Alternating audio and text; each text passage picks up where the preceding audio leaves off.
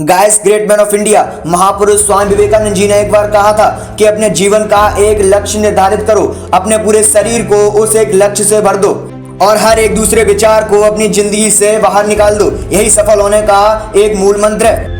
हम में से कई लोग डॉक्टर एपीजे अब्दुल कलाम को इंस्पिरेशन मानते हैं, लेकिन क्या आपको पता है कि उनके इंस्पिरेशन कौन थे? स्वामी विवेकानंद। और सिर्फ यही नहीं बल्कि निकोला टेस्ला, सुभाष चंद्र बोस, लाल बहादुर शास्त्री और भी ऐसे कई लीजेंड्स हैं जिनके इंस्पिरेशन स्वामी विवेकानंद हैं। आज हम स्वामी जी की 3 कहानियां डिस्कस करेंगे और जीवन की बहुत बड़ी सीख लेंगे इन कहानियों में। पहली कहानी, एक बार स्वामी जी को नदी पार करनी थी और वो नदी के किनारे खड़े थे। तभी एक साधु ने आकर उनसे पूछा, क्या आप ही स्वामी विवेकानंद हो? स्वामी जी ने जवाब दिया, जी हाँ, मैं ही स्वामी विवेकानंद हूँ। तभी उस साधु ने पूछा, स्वामी जी आप यहाँ पर क्या कर रहे हो? स्वामी जी ने कहा, मुझे नदी पार करनी है और मैं नाव का इंतजार कर रहा हूँ। तभी उस साधु ने कहा कि तुम इतने बड़े इंसान हो, कई सारे लोग आपको प्रेरणा का स्रोत मानते हैं और तुम एक नदी पार नहीं कर सकते। देखो मैं तुमको नदी पार करके बताता हूँ। तभी उस साधु ने उस पानी पर चलकर उसे पार किया और फिर से पानी पर चलकर स्वामी जी के पास आया और बोला कि देखो मेरे पास इतनी शक्तियां हैं, मेरे पास इतना टैलेंट है, मेरे पास इतना ज्ञान है, इसके बावजूद भी मुझे कोई नहीं जानता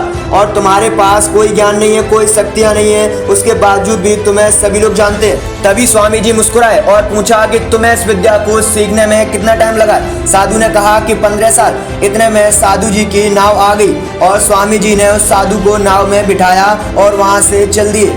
दोनों ने नाव में बैठकर नदी पार की और नदी पार करने के बाद स्वामी जी ने अपने जेब से 1 रुपया निकाला और उसे दे दिया, यानी कि दोनों को मिलाकर 50-50 पैसे, 1 रुपया उसको दे दिया और साधु से कहा कि जो काम तुम 50 पैसे में कर सकते थे उसके लिए तुमने अपनी जिंदगी के 15 साल बर्बाद कर दिए और अगर यही 15 साल अगर तुम समाज की भलाई में लगाते तो आज तुम्हें भी पूरी दुनिया जानती और मैंने यही किया, इसीलिए मुझे आज पूरी दुनिया जानती है और तुम्हें कोई नहीं जानता।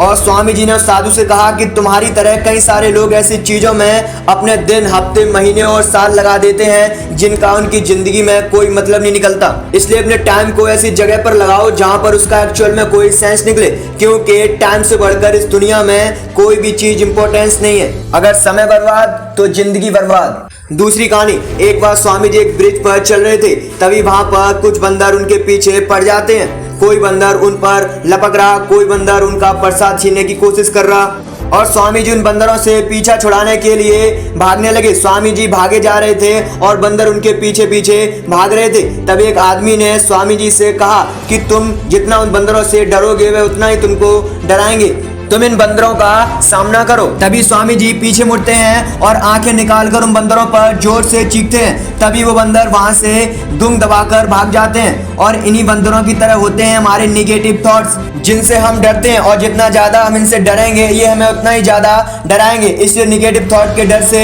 डरो मत, बल्कि उनका सामना करो। इनसे तुम जितना ज्यादा डरोगे ये तुम्हें उतना ही ज्यादा डराएंगे और अगर तुम इनका सामना करते हो तो निगेटिव थॉट्स और डर भी एक दिन तुमसे डर जाएगा। तीसरी कहानी, एक बार स्वामी जी अपने गुरु रामकृष्ण परमहंस के साथ कहीं जा रहे थे। तभी रास्ते में उन्हें एक आदमी मिला जो पत्थर पर कुछ बना रहा था। तभी रामकृष्ण परमहंस जी ने उससे पूछा कि तुम इस पर क्या बना रहे हो? तभी उस व्यक्ति ने जवाब दिया कि मैं एक राजा की मूर्ति बना रहा हूँ। रामकृष्ण परमहंस जी ने पूछा, क्या तुम्हारे पास उनकी कोई तस्वीर है? तभी उस मूर्तिकार ने कहा कि नहीं, मेरे पास उनकी कोई तस्वीर नहीं है। तभी रामकृष्ण जी बोले कि अगर तुम्हारे पास उनकी कोई तस्वीर नहीं है तो फिर तुम उनकी मूर्ति कैसे बना सकते हो?